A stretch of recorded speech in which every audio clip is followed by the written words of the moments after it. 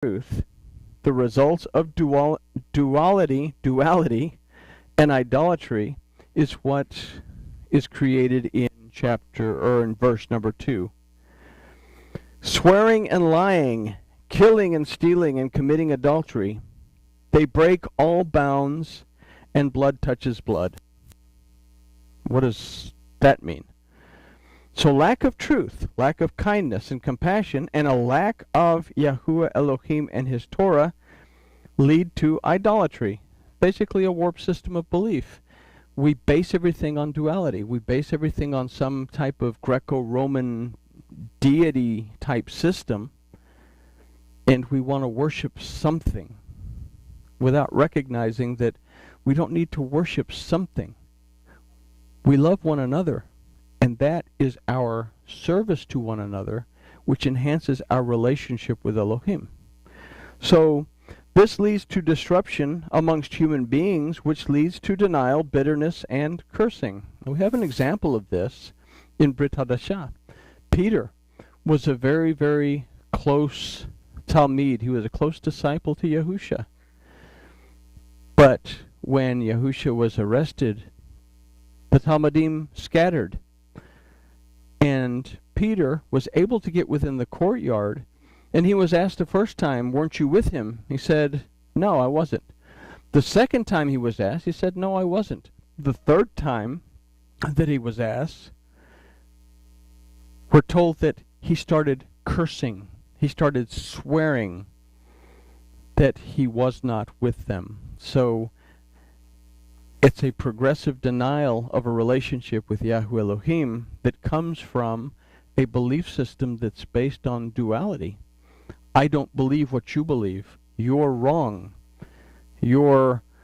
And here comes the name calling. And we have an example of it again in Brit Hadashah.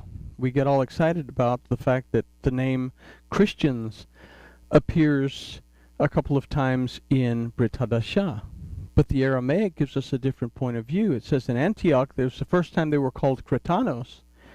And then we get excited because Festus brings Agrippa to talk to Paul. And Paul gives him his little spiel, and King Jimmy says, "You almost convinced me to become a Christian."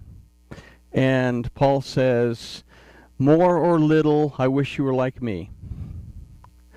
When we read it from an Aramaic point of view, Agrippa actually says, "Are you trying to convince me to become a Cretano? Are you trying to, or do you think that I'm gullible?" Because that's what the word Cretano means. Do you think I'm gullible? And Paul gives a classic, beautiful answer. He says, more or less, "I wish you were like me." So the name calling begins, and it began very early in the church because the followers of Yahusha were called gullible because they were following this concept that Yahusha had brought forth, and they trusted in, now they were trusting in a man as opposed to trusting in Elohim, because they didn't understand the prophets, the Torahs, or the Torah and the prophets. Remember, it was the house of Judah that was supposed to grasp this, and they were the ones that were supposed to take it to the Gentiles. It's been that way ever since the Torah was given at Sinai. It says, "If you'll listen to my word, I will make you a peculiar people, a special people to me. And you will be the priests that go out to the world. You'll be the light to the nations." But again, it was supposed to go to the Jew first, to the house of Judah first, and then to the house of Israel. But it didn't happen that way. And we ended up with a Greco-Roman dualistic type of theology that exploded around the 4th century with Constantine and the bishops. So we go back, and this leads to a disruption against most human beings, which leads to denial, bitterness, and cursing. This is to deny a spiritual relationship with Yahuwah, our Elohim. We've made our dogma, doctrine, and tradition our God.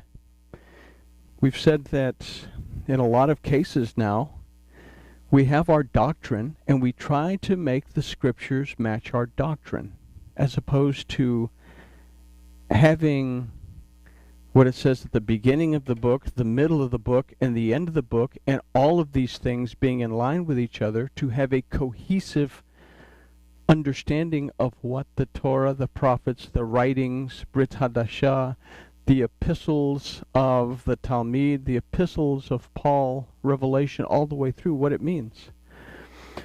So when we deny Yahuwah our Elohim, we enter into a lie. The word for lying in this verse is vechachesh, that means to deceive and to deal falsely. But it also means a fake obedience, a fake type of obedience. So let's consider what it means to have a fake obedience. We consider that the love of Yahuwah is to observe and share his Torah and to love our neighbor as ourselves. In these we love Yahuwah our Elohim with all of our heart, soul, mind, and strength. Faking obedience is to create dogma, doctrine, and tradition that inspires the worship of a deity, as opposed to building a relationship with Yahuwah by sharing and loving one another, sharing with and loving one another, being kind to one another, and showing compassion to each other. Again, Hebrew is a fluid language. Hebraic thought is always in motion. What we've discussed this evening so far is actually the belief system that existed during the time of Abraham, during the time of Moses. They understood this.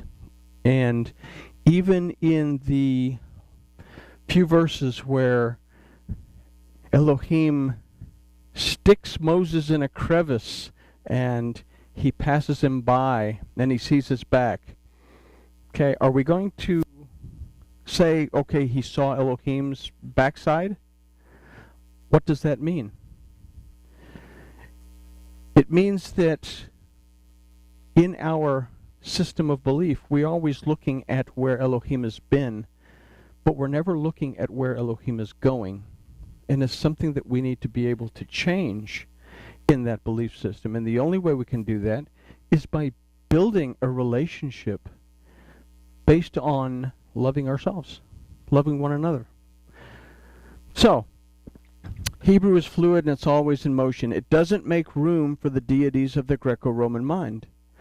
Our systems of belief, when we fail to worship according to the truth that we've considered, lead to killing, both physically and spiritually.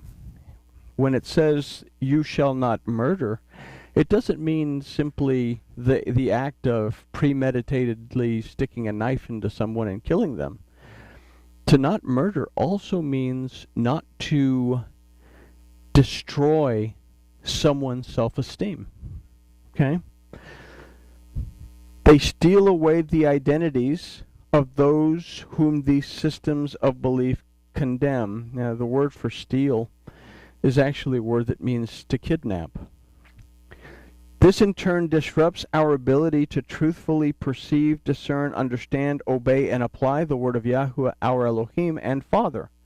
We fail to recognize the one in whom our purpose is to live and move and to have our existence. This leads us to commit adultery, that from the word vena'of actually means idolatrous worship. This causes the breaking bounds of blood touching blood. You say, what in the world does that mean? Why is that verse, why is that phrase even in there? It doesn't make any sense. So the covenant between the Adam and Elohim is broken. Okay?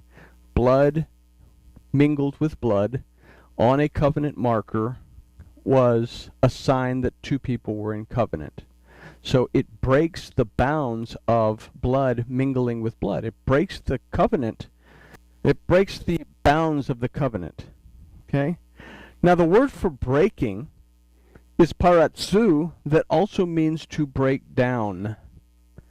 The word for touch is nagu, that means to reach out.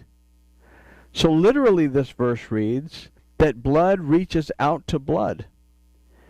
Now if we consider that blood is a representation of life in the Torah, we can consider that what is breaking down is life reaching out to life.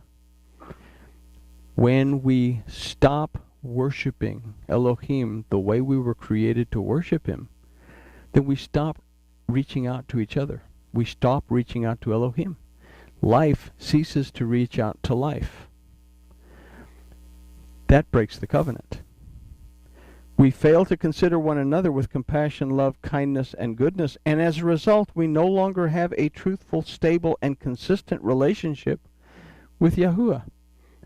Because my religion is more important and better and has all the answers, and your religion is intolerable, and you can't make aliyah to Israel if you believe the way you do.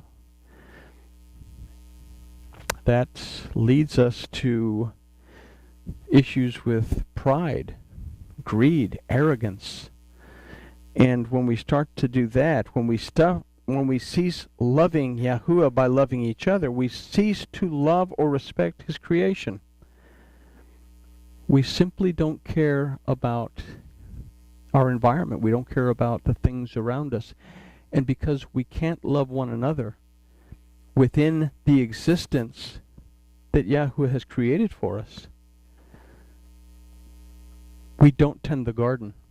We don't take care of the animals. We don't name the things of Elohim. We can't recognize anything. So in the third and last verse of the study, we get a result. Therefore does the land mourn, and everyone that dwells in it does languish. The beasts of the field, and the fowls of the heaven, yes, the fishes of the sea are taken away. So very simply, we cease to tend the garden that we're responsible for keeping.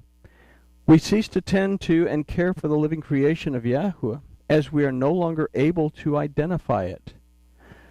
Revelation 22 tells us in verse 14 that those inside the gate partake of the tree of life. And we can bring that ever so closer into this study, that those that are living within the boundaries of existence that Yahuwah has created for us to exist in, we partake of the tree of life.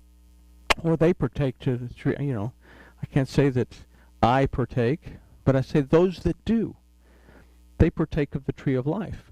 Those who are existing outside of the boundaries of Yahuwah, we're looking at some end time scenario, but it doesn't have to be an end time scenario because it's something that can happen right now. Verse 15 tells us that those outside make and love a lie. So where is your relationship with Yahuwah your Elohim leading you? This chapter of Hoshea is really, really going to open our eyes to consider what is it to have a relationship with Elohim, and what is it to commit adultery, to step away from Elohim into some type of idolatrous worship. What is idolatry? And it's something that we will see over and over and over throughout this particular chapter of Hoshea.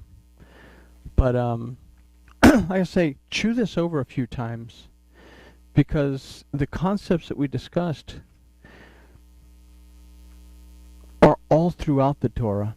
They go into Brit Hadashah. We're studying Yochanan. We're going to see this concept even within the writings of Yochanan when we look a little bit beneath the surface. And I guess with that we can say that grooviness has been achieved.